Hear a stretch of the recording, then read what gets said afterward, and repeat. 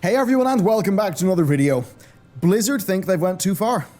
They've said this. Ian Hazzikostas literally said this in regards to what they've done with classes and the pruning.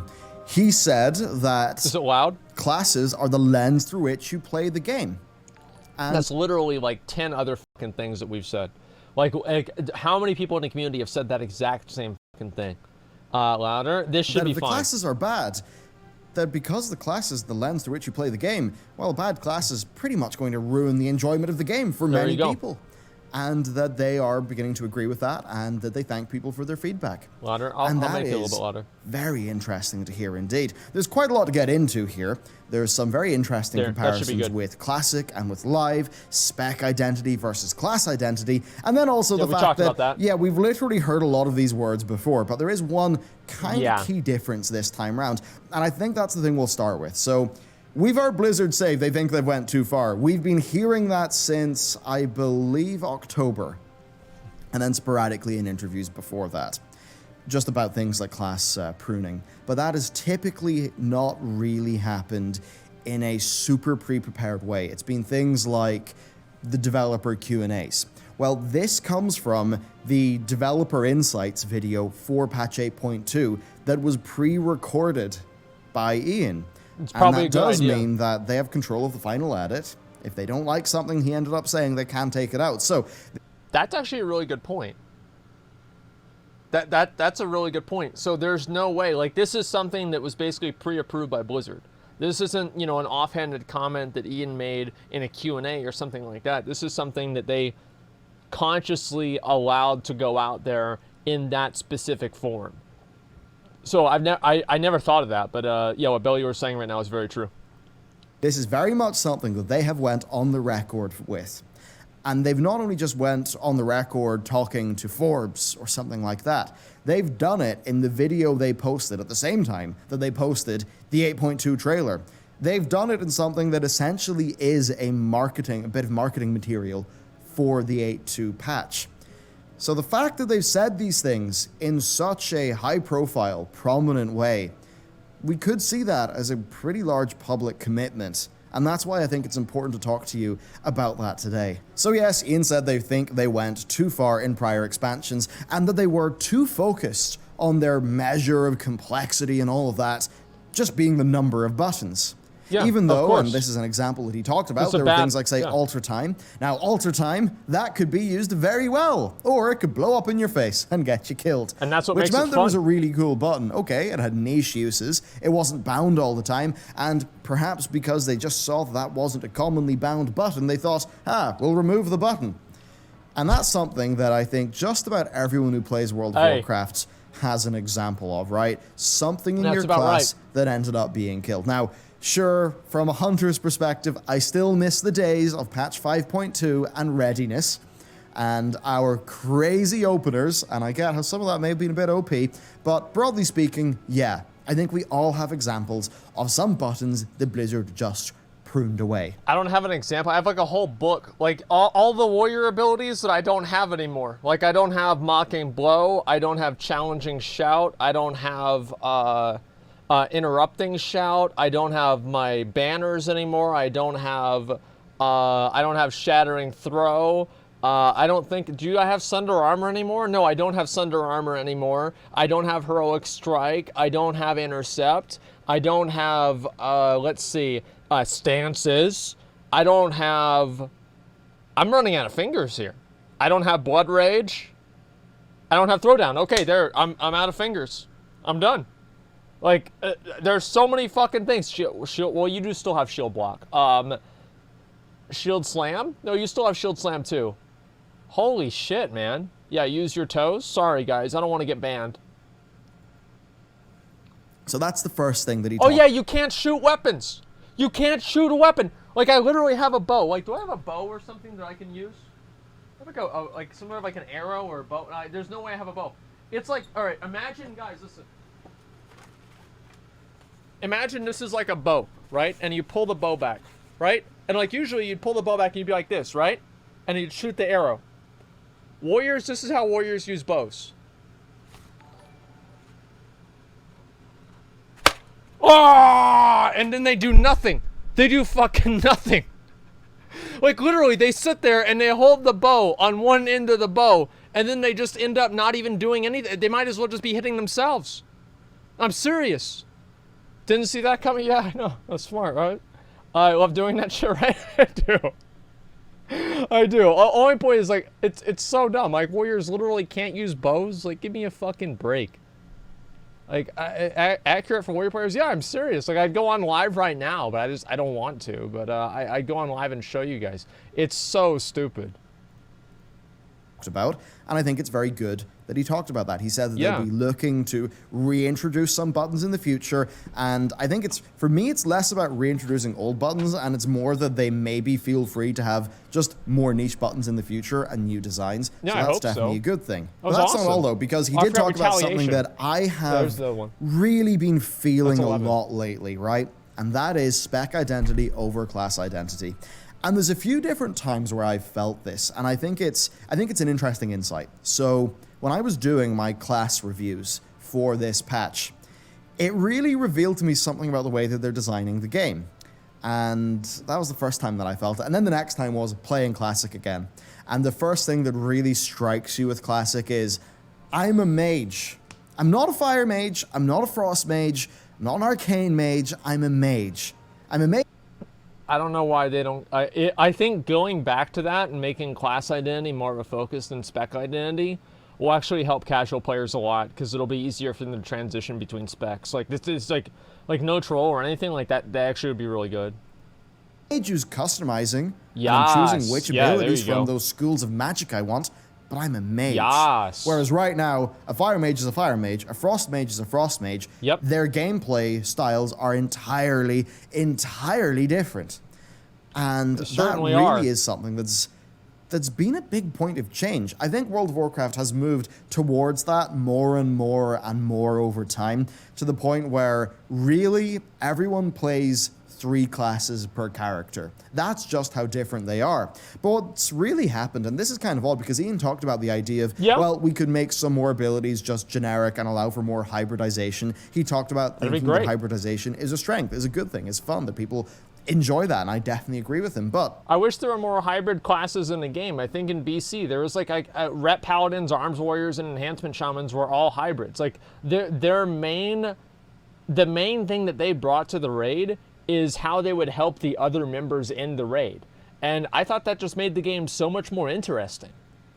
Like, I don't know why. I just thought, like, having, like, those hybrid, like, in between, like, damage and healer specs. Like, whenever Esfand, for example, whenever Esfand and I, we did Scarlet Monastery, and he would off-heal, and he would be able to, like, do these different, like, little cool things. And, like, you know, he's, like, doing damage to it at the same time, but he's mostly healing and supporting. That's awesome. That was so cool. And I don't know why they don't do that more. I would love to see that more. Maybe people selfish because they played for others, though. Well, I don't think that players were selfish at all. I think that really the reason why they got rid of that is because they removed the social element in the game, and so people weren't being judged off of any sort of like a personal value or off of anything besides just the damage number that they brought to the raid. And that's it.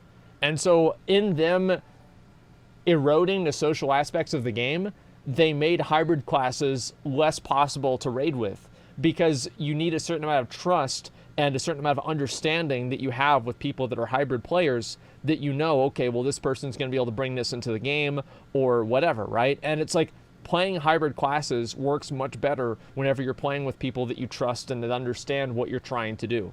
And DPS meter damage, like just your straight up damage, is very easy for anybody to understand. So because it was the lowest common denominator that people could judge players by, that became the entire Bible in which that you would define if a player was useful to the raid or not. And in Burning Crusade and Vanilla, there are plenty of people that weren't doing a lot of damage, but they were incredibly useful to the raid. And whenever Wrath of the Lich King came out and pugging became really popular, all of that stuff kind of faded away. And you still have little remnants of that, right? With like Shadow Priest maybe, but not really. And I think they should go back to that a little bit more. It's going to be a hard transition for them to make. And I don't even know if it'll be possible with like the way that LFR and grouping works now. I would almost say that at this stage, because buttons are less designed to just be a button, and they're designed to be a part of a very, very tightly designed cycle that provides a very specific gameplay aesthetic for that spec. That, well, the specs are just designed in such a specific way that I actually don't know if it's even possible to do that. But still, the fact that he was talking about that is, I think, super, super important. It reveals a lot of core differences between the current game and, I'd say, the current game, Mists of Pandaria, Cataclysm, and Classic. And I guess if I was to really boil that down, there is Now, there is MOP, there is Classic. Those are like points of just extremes in class design and how they... I think that's true. Yeah, actually, that's a really good point, because Mists of Pandaria was like the... Like, you needed 3 hands to play in Mists of Pandaria. Like, I knew people that bought foot pedals for Mists of Pandaria because they ran out of buttons on their mice, and they just had to buy a foot pedal too. That's whenever, like, think about, that's whenever Swifty was like super popular and giving away Razor Nagas all the time. Nobody needs a Razor Naga anymore because most classes can be played with a garage door opener now. But back then, that's why he was giving away Razor Nagas all the time, is because you needed 9 fucking buttons on your mouse to play your character. No, think about that. I mean, like, really, come on. They've all been so very different. So when I was going back and I was doing those class reviews, right, for this expansion, I kind of found that I was reviewing every spec in isolation because that was the format of the video. You go through each spec for each class, you give your thoughts on them. But I've actually found that a lot was missing in those videos, kind of because of the format. Because what I was doing is I was sitting down and I was thinking, Outlaw Rogue, okay, here is the rotation of Outlaw Rogue. It's very tightly designed. I'm here in a target dummy. I'm doing a few dungeons. I really have a good grasp of the designer's intent with this small little gameplay loop. But the thing is, that was kind of that.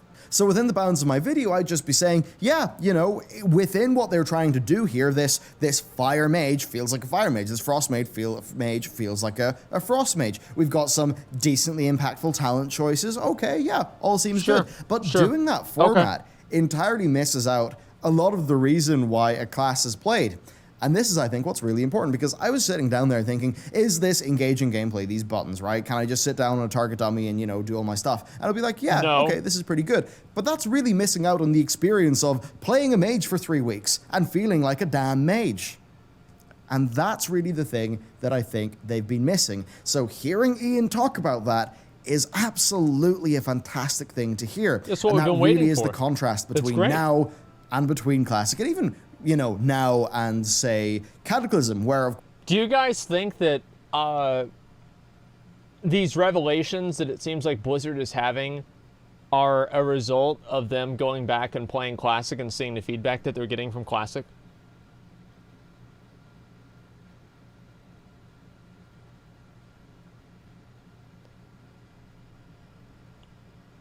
I think a lot of them probably aren't. I really do.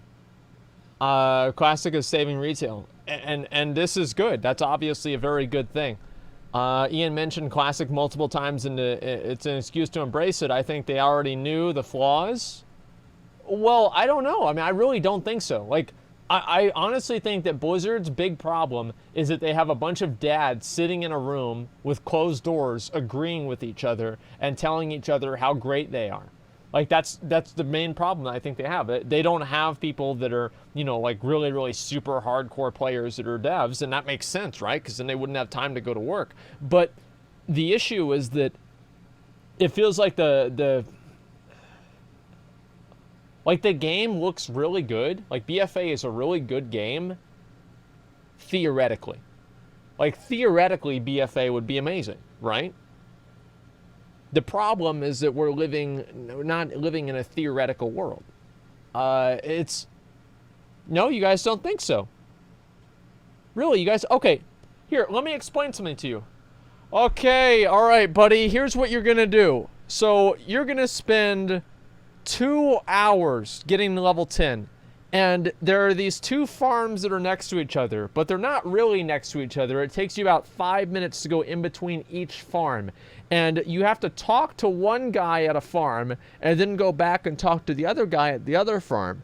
And then the other guy at the other farm wants you to go back to talk to the first guy at the first farm. And then whenever the first guy at the first farm is done having to talk to you, then you have to go kill a random mob inside a cave that you already did the quest for. Like, if you explain that, right, to somebody, and that's obviously, like, you know, the different farms in L1 Force, if you explain that to somebody and you ask them, is that a good game, they're going to say no. But if you explain how BFA works, right, in an abstract way, without somebody really understanding the way that, like, MMOs work or how player behavior is, they're going to think to themselves, wow, this is a great game. I would love to play this. The problem is that theoreticals and hypotheticals and these abstract views of the game don't actually make sense whenever you put them into practice. That's the problem. The game works great. The game makes perfect sense if robots are playing it. You know, if robots were playing BFA, they'd love it. Is Ian's a Mythic Raider, so at least there's that. Well, yeah, Ian's a Mythic Raider, but Ian's not the only developer. That's what I'm really trying to say. Same as capitalism, only good in theory. Yeah, same as every single other economic system. The problem with economic systems is that they're designed by people, and people are flawed. That's the thing. Ian ran Elitist Jerks for years. Yes, Ian is one person. Like, and like, again, the problem also is that a lot of the people that are playing, right? I wonder how many people in the dev team have over 30,000 achievement points. Because if you have over 30,000 achievement points, you must have been playing the game in a lot of different ways, right? You don't just get 30,000 achievement points by raiding. You don't just get 30,000 achievement points by doing PvP, etc. Right? And the point that I'm trying to make is that people that understand and play the entire game, I think are going to have a better understanding of how to make the game better than somebody who's a specialist in one version of the game or in one type of the game, right? So I think they should look at more, they should have like basically they should summon all of the neckbeards and fly them out to Irvine, California and be like, listen, bro, your slash played is 1,000 days. What the fuck are we doing wrong? Like what needs to change? What needs to be better? Yeah, a literal neckbeard summit. Like, not content creators, not, you know, people that, you know, I don't know, like make videos or stream on Twitch or anything like that. I'm sure there'd be some overlap. But for the most part, just having these straight up fucking neckbeards. Yeah, and they invite them and they say, listen, what should we do? And they take those people's advice. That's my opinion. Is you have to look at the people that are playing the game all the time because they have the best understanding of the game. They understand the game not through the lens of being a PvP or a PvEer, but they understand the game as a whole. That's what I think they should do. Personal loot is 30% of the problem. Personal loot is a big problem. Target audience isn't those people. The target audience isn't those people, but if you bring in soccer moms and stuff like that, like making the target audience soccer moms obviously hasn't worked because they're not playing the game. Of course, we in Cataclysm had a slightly pared down version of the old talent system that still fundamentally was like the old talent system, though of course Blizz were not that happy with it because they did, of course, the next expansion turn that into the Mists of Pandaria one. Yeah. And I suppose when we're talking about all of these expansion to expansion differences, this brings up another, I think, very, very interesting topic. So I'm not going to name any names, actually because I've forgotten who it was, but I saw somebody on Twitter talking about people being angry at current class design and really also liking vanilla a lot. And this really does bring me onto the Oh, so there's about like 10,000 people that are saying that. I mean, everybody likes vanilla class design, probably not everybody, but a lot of people like vanilla class design much better than BFA. Topic of the differences between the eras of World of Warcraft, where I've seen a lot of people sort of say that there's a lot of hypocrisy going on because people simultaneously are liking the idea of Classic and also liking the idea of Mists of Pandaria. Now, of course, if you compare Mists of Pandaria gameplay to Classic gameplay, they're pretty darn different. Mists of Pandaria was the fastest World of Warcraft has ever been. Just the number of buttons you would have. Now, okay, thinking about it. I think Legion was really fast, too. I mean, whenever you think about it, there were a lot of things in Legion that you had to react to super, super quickly. But, I mean, like, maybe Mists of Pandaria, I don't know. I mean, Legion, well, yeah, I mean, two different things. Legion was not faster. I don't know. I would say that there are a lot of things in Legion that you had to react to really fast because there are tons of things off the GCD. In Mists of Pandaria, that wasn't as common. Like, there were some things off the GCD, but not as many as there were in Legion. Simple example, even just being a hunter with a mechanic like recklessness that would reset your, or not recklessness, readiness, that would reset your cooldowns. That meant that your opener was a decently complex thing that, of course, Blizzard ended up removing because of the complexity. You've got things like the snapshotting, right, on a Warlock, which is part of what made them so powerful. But in general, they were ridiculous. Just people had more tools. They had more things to play with. The pruning, right? The pruning that kicked off with Warlords of Draenor and continued into Legion and continued into Battle for Azeroth, and then, of course, also had the global cooldown stuff. That hadn't happened yet. So that meant that I would say, just keep going. As like the peak of modern-ish era WoW gameplay, Mists of Pandaria was totally up there. I liked snapshotting. I didn't really like it. Actually, I didn't like snapshotting, to be honest. But I think the problem, like, they shouldn't have gotten rid of snapshotting. They should have gotten rid of the abilities, like, what was that, like the Warlock ability, like Soul and Hail, or whatever the fuck, where they could, like absorb the dots off of a target and then apply the same dots with the same buffs to another target. Like, that's what really made them OP. And they, was it Soul Swap or Soul Harvest? I forgot, yeah, and Hail, I don't remember what it was. But that was, I think, too much. But before that, like, just basic snapshotting, I think is completely fine. Yeah, Soul Swap, I remember that. And Unholy DKs too? Yeah, I mean, to that extent, I think that was probably a little bit too much. Because, like, whenever you're I think being very good at a class should make you be able to do, like, maybe 10% more damage, right? And, like, you know, having skill abilities like that, maybe 10%. But, like, Soul Swap is so powerful that on, like, protectors and shit, you were able to gain, like, 30 or 40% more DPS just with that one ability. It was way too much. Now, Mists of Pandaria is when I think World of Warcraft was super engaging gameplay-wise. Really good. You could sit down, and those classes were pretty deep. There was a lot you could do in different scenarios, and learning and mastering a class really did feel kind of fantastic. But it was still quite designed. It was still, you know, it still felt like modern WoW, I would say. Just that, you know, the current version just feels like a far worse version of that. But if you go way back to Classic, well, that's very different because you've got loads of buttons in Classic, but you've got loads of obtuse mechanics. And you've got those buttons not really being designed to work together in a rotation. And I think that's a really big thing.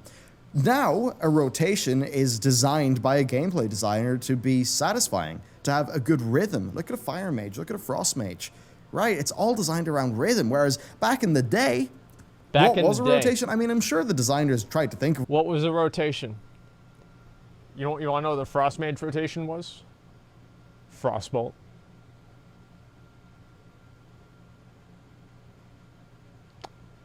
I'm pretty sure that they're, like, what were the other abilities that they have, like, or other classes in Vanilla WoW that were literally one-button classes?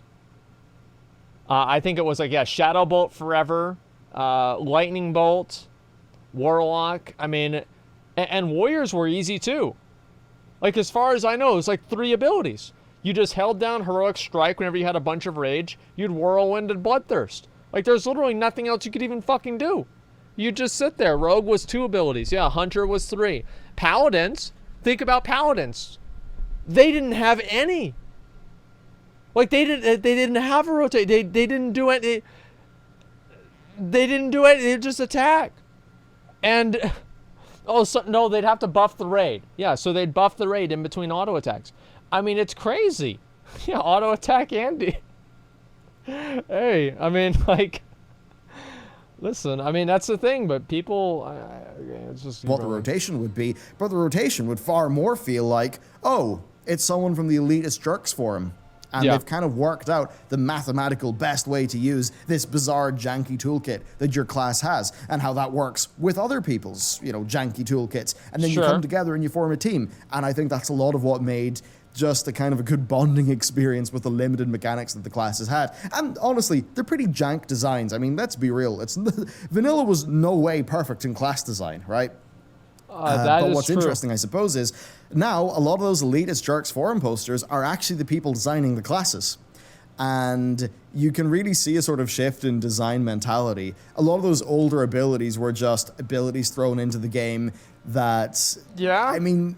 Yeah, they had a place in a broader picture of a class or a spec, but... See, look, Bellular is yawning just talking about class design and BFA. He's like, oh, God, I'm going to fall asleep here.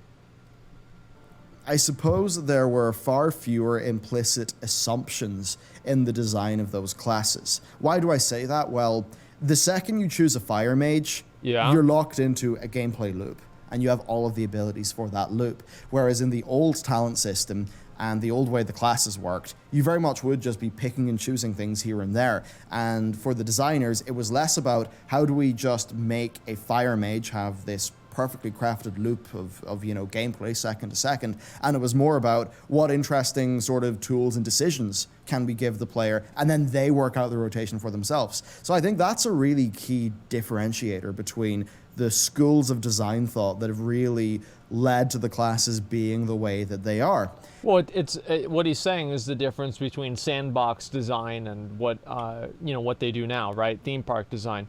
Like before, they just gave you a bunch of abilities and they said, hey, figure this shit out and see what's going to happen. And now they design it with a very, very clear intent in mind and how you're going to play the character. So I do think that's actually a pretty interesting distinction. Now, I don't think we should go back to the classic version for World of Warcraft. One of the reasons why I don't think so either. Classic exists. If you want that, you can go and play Classic. I would far rather us go more towards the Mists of Pandaria way of things, because Modern WoW, for better or worse, it's Modern WoW, and I don't think that retrofitting Classic into Modern WoW would exactly be the best thing to do directly in terms of the class design. I mean, actually, if we're being real, there are some slowdown elements from Classic that Blizzard have tried to bring into Modern WoW, and they haven't really worked. So let's take a great example. Dehomogenization. Okay, so bring the player, not the class. See, this is great. That's such a bad idea. That's such a bad idea with bring the player, not the class, because there's always going to be a class that's better. Like, it never works that way. Like, it's so much smarter, in my opinion, to give each class something unique and cool that they can do, so you have to bring every class. Because if you don't do that, you have something like what happened in Tomb of Sargeras, where you have 8 rogues and 4 moonkins doing Mythic Kill Jaden. That's what happens. And it's unfortunate, but there it is. Like, I mean, I don't really know what else to say about it besides that. It's kind of annoying. But yeah, there it is. What about having, what is this here? What about having lower rank spells for quick hits? So lower rank spells, I think only made sense. Like, the only way that I think lower rank spells made sense to me is whenever the lower rank would allow them to cast the ability faster. If it was just literally less mana cost, I thought that was kind of redundant, and I have no problem with them getting rid of that. I thought that was just kind of stupid. But the idea that, like, you can use a rank 1 Frostbolt just to apply the slow, and I like that a lot. That was great. But the rest of it, I wasn't a big fan. Saving mana? Well, yeah, like saving mana. Like, that's what I mean. Like, I don't like that type of gameplay, because I think that what happens is that it's kind of what I was saying about about bringing the player, not the class, is that people will always find the best rank to use. And once people find the best rank to use, they're just always going to use that rank. And that becomes the meta, and then, it just kind of evolves from there. And I think that what they should do instead is, maybe have just 2 of them, right? And I don't even think they should do this in Modern WoW anymore at all. Like, I don't think they should add spell ranks back into the game.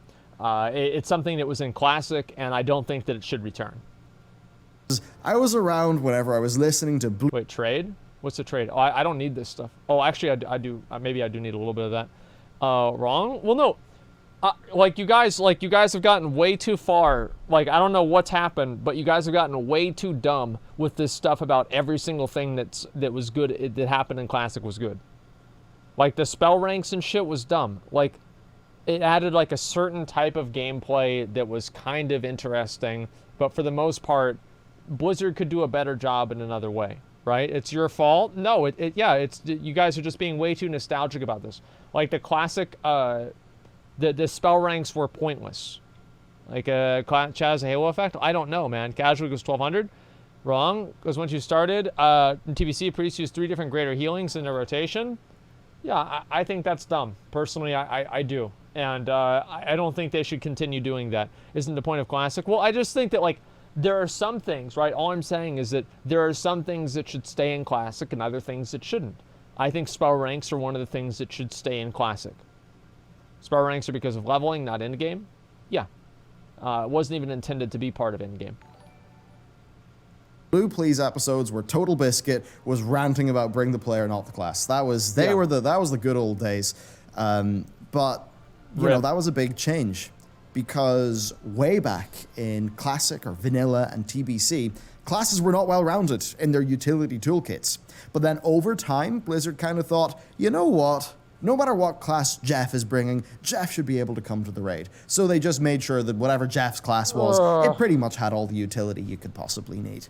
And they didn't even do that because at high-level raids, it's like if you weren't like a, you know, something that could soak in Tomb of Sargeras, you weren't even invited.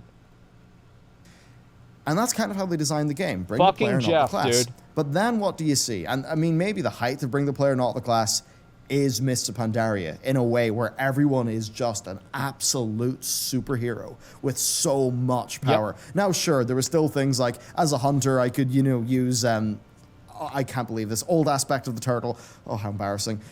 You know, the cheese mechanics, a paladin could do that as well. Yeah. Not everyone could do that, but still, everyone was super powerful. But then over time, you will have noticed in WoD, in Legion, in BFA, what did Blizzard do? They tried to take away your utility. And the reason why they tried to take your utility away is, and they said this at the time, so they could make the other classes viable. They liked how it forced team play. And they liked how it forced team play in the past. It's clear that that's not really something that the current players of the game really want. The current very mechanically focused players of the game. It's clearly not something that Well, it's not the mechanically focused players aren't the majority of the player base. Like, that's the problem, is that Blizzard... See, and this is like an issue that Blizzard has, right? And it's like, how do you know, whenever you're listening to the community, how do you know that the vocal amount of the player base represents the larger player base? Because there is like a confirmation bias where if people take the game really, really seriously, they're going to talk about it more. And if they talk about it more, then you're going to hear them more. But just because you're hearing them more doesn't mean that there's more of them. Does that make sense? So you create a feedback loop of just listening to the most invested players. And I think this is what happened. This is why Blizzard did stat templates in PvP, is they were listening to the bottom and the top 10% of players. The bottom, most dog shit fucking players that are so goddamn lazy to play the game. They don't want to fucking do anything. They just want to log in and play the game like League of Legends. And then the top 10% of players that don't want to have gear make any effect on PvP at all. And then the 80% in the middle of people that want to play an MMO where gear matters in PvP just get fucked. Because the top and the bottom 10% are more vocal and everybody thinks that they're the majority. And that's what happened with Blizzard. That's what they did. They fucked up. Like, I genuinely think that was such a big fucking mistake for them to do that. Majority of people still playing BFA are fine with how the game is because they're still playing it. No, that's not true at all. There's plenty of people that are playing the game that are probably unhappy with the state of the game. I would say that the majority of people that are playing BFA are more happy with it on average than the people that quit. Yeah, but that doesn't imply that they're necessarily happy with the game. As I said, if you criticize like Witcher 3, if I say anything bad about Witcher 3, I'll have 1,000 people freaking out on me, right? They're like, no, this is the best game ever. Don't ever say anything bad about my favorite game. But if you criticize WoW, the person that you're criticizing it to, a WoW player, will fucking agree with you. That's the difference. Yeah, I mean, like, no, I think that it's very popular for a lot of people that they just play the game because there's a lot of people that they only play WoW. And I'm one of these people, basically. I only really play WoW. I play a few other games every once in a while, but for the most part, I just play WoW. Like, if I stopped playing WoW, it's not like I would go over and play League of Legends or Fortnite. I would probably just sit on my computer and complain that WoW sucks. Right? I mean, that's basically it. And I would wait for it to be good again. Or I would just go do something in real life. That's basically it. Yeah, I mean, the forums, yeah, this is yeah, you just wait for it to be good again. There are 1 million neckbeards out there. I'm not even wrong, 1 million. 1 million neckbeards out there sitting there on the computer right now. Probably some of them in my chat right now. Yep. Sitting there, and they're just sitting there waiting. Because all of these people, right? All of these people are waiting for a game that's worthy for them to waste their life over it. They want to be in an environment where they can spend 12 hours in that online world and they can feel like they did something with their life. That's what it's all about. It's about the purpose and meaning, right? The fulfillment that you get out of it. the emotional investment that you get. And that's how you build an audience, because you can't really build an audience of people off of, like the flash excitement. Titanforge, who gives a fuck? Who cares? Like, what matters is the feeling that you get whenever you log off and you lay in bed in that night, the night after you got invincible, the night after you got a really good item, the night before you get a really good item, the night before you get invincible, before you hit exalted on that faction, and you know that whenever you wake up in that morning, you are going to be able to loot that item and get that fucking shit, and after you wasted your time, and you are going to feel like a fucking winner. And that's what makes the difference. That's what makes a game that people will play and waste their life on. I judge the quality of a game off of how many TBS or CBS or Fox News reports are being made of people's children ruining their lives over it.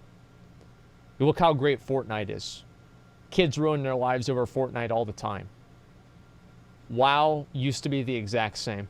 How many people are ruining their lives over WoW nowadays? Not enough. If a game is truly good, someone will ruin their life over it. I'm serious. Like and that's what I'm waiting. Like, we were waiting. We even watched this. Like, I talked about this before. We watched some of the videos of these kids that are playing Fortnite all day that want to be ninja, and the parents are upset. Like, the dad doesn't care because he's at work. The mom, who's like a stay-at-home mom, is like just upset and mad about it because the kid doesn't fucking do anything. He just wants to eat Doritos and play Fortnite all day. And that could be WoW. That kid's life could be ruined by WoW. And it's not. And that's a fucking tragedy. Want. And I think that's totally fine. And I think that means that instead, World of Warcraft should be trying to not exactly be like Mists of Pandaria, but try to understand why Mists of Pandaria was so well loved by people who enjoyed the classes of WoW and the gameplay that came there. Really, I think it should be about providing that level of depth, allowing for mechanics like Warlock snapshotting or Alter Time for the mages, which was the example that Ian brought up. I think that's really where we should be going. And if they're going to do that in the next expansion, I think that could really improve the game. So I think the slowdown, definitely a bit of an issue. The GCD changes, big issue. I think that's something. Nobody wanted those. Nobody wanted the GCD changes. Nobody was like, hey, Blizzard, can you put all of the offensive cooldowns on a GCD? No, nobody ever asked for that. Do you know why they didn't ask for that? Because they didn't want it. Do you know how you know they didn't want it? It's because whenever Blizzard gave it to them, they said, we don't want it. Then Blizzard has slowly gone back and removed every change that they've made. Like, it's crazy, man. CD mentioned that at a PvP summit. Well, you know what? That's exactly my point. Sea-Doo is a rank 1 multi-rank 1 Gladiator BlizzCon champion. Yes, they should listen to those people, but at the same time, that's not the majority of the players, right? That's not. So if you have somebody that's playing the game exclusively in one way and knows a lot about it in that one way, and then you take that exclusive way of playing the game and you apply it to the entire player base, of course that's a mistake. Of course that's a fucking mistake. Blizzard should be listening to Sea-Doo more than any other individual player out there, basically, but that doesn't mean that what he would want is necessarily what should go into the game. And that's what I was saying before about the stat templates. It's the same issue. They'll need to walk back in the next expansion. Let's be real. If Ian was to walk out and say, yeah, sorry about the GDC thing, bit embarrassing, we've undone it, people would be happy. Now, they would be. It's unfortunate that they're only happy because Blizzard subjected them to gameplay they didn't like for 2 years, but still, people would be happy. So if they were to do that in combination with more mop-like class design, you know, giving people a few new bells and whistles for their class, things that are actually for their class or spec and are not dictated by an external progression system like the heart, like the artifact, I think people would be really happy. And then there is the topic, and this is something I'm so glad he brought up, of class over spec or spec over class, and the idea that, you know, you're not a hunter, you're a survival hunter. I think it would be great if they could just start having more class level things. I did bring up the idea of having class masteries as kind of like a talent point system that would exist on top of the current one, which would be stuff designed for your class. So that just the bread and butter of existing as a hunter would be different from the bread and butter of existing as a mage in a way that would really work for class identity. So I think something like that would be a really cool system in the future. But broadly speaking, I really like what he talked about. As I said in the start of the video, they have said these things before and then just not done them. But they did say this in a big official video that was right beside the main trailer for a patch. Yeah, fuck yeah. It seems pretty intentional. And right now it's 8.2, so they really are going to be kicking off the next expansion's full development process right around now. So, you know, they're kicking that off. They're saying this. That all does seem like a pretty good thing. But that is not where we're going to stop today, because we do have one more topic. And that topic is Essence Catch-Up. So basically, you get the new essences in the next patch, right? Okay. And I think one thing that a lot of players, myself included, have been pretty bummed out about in the past with WoW is just the feeling that everything's pointless. Now, way back in Wrath of the Lich King, you know, I got my item level 200, I got my nice sword from King Yearman, and, you know, that was a good sword. Trial is bringing me up to like 232, and you were maybe, what, 264? It actually was a good sword, to be fair. It was a very good sword. And I see that obviously people are opening trade with me, guys. You don't need to tell me that. For 25 ICC, the item level difference was not that big, and that still meant that just, you know, your gear always felt pretty meaningful. Yeah. Whereas right now, we essentially, let's be real, we have an expansion-sized gear reset every 4 months. And that does make me feel like I can't progress my character right now before 8.2 comes out. And being real with you, maybe 3 months into 8.2, I'm going to feel like there's no point progressing my characters because 8.3 is just going to undo it all anyway. That's right. And this is how Blizzard can fix that. This is how Blizzard can fix the problem, okay? It's very, very simple. All they need to do is they just take it to where whenever you have a new patch come out, all of the gear is just above that previous patch. So that way, if you come into the game late, you have that much content to progress through, instead of you just start at the exact same place everybody else does. Because it's like they're re-releasing the beginning of the expansion every single patch by doing that. 100% why I started playing this shit. Yeah, I know that's exactly the same with everybody else too. Like, I mean, I'm sorry to say, but it's very, very frustrating that they just keep fucking doing this. Horizontal progression will kill the game. You're right. That's all they need to do. So that's something that I think there's been a lot of criticism about. Well, in regards to the essence catch, or the essences that you're going to be earning in this patch, Ian said that they're not going to be superseded. There's not going to be a catch-up system for them. The essences are the essences. Your work now is not going to be trivialized in the future. They may add new essences, but they're not going to add a bunch of new essences and then just, you know, give you a vendor where you can purchase the current ones. There's not going to be a catch-up system. That's really good to hear, because that means that if I start a new character 3 months into this next patch, maybe I don't feel like I'm really going to be gaining if I progress my character's gear all that much, because I know it'll be reset, but I at least know all these essences. If I work in them now, they will stand to my character for the duration of this expansion. That is where the game needs to be.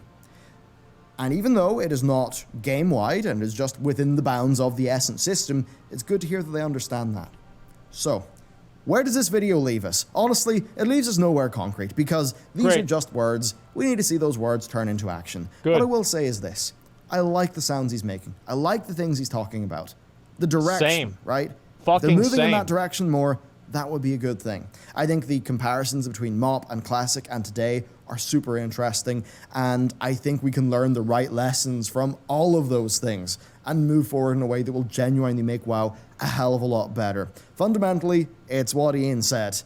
The class, you know, your class, your character, it's the lens through which you view the game, you play the game. If your class just kind of sucks and you don't feel like there's that much depth, it's going to reduce the enjoyment of every other system in the game.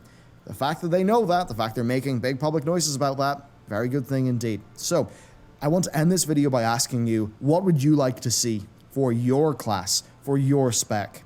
Let's say you're a mage. I want to know, what things do you want for your favorite spec? But I also want to know, what things would you like for your entire class? that your whole class gets that would bolster that class identity? That's what I want to hear down in the comments. So, bit of a long video, super interesting topic. That's I'd love to hear actually, what you think. that's Let me a know lot. down below. Thank That's you very a much lot. for watching this video. That is a lot. And with that, I shall see you next time.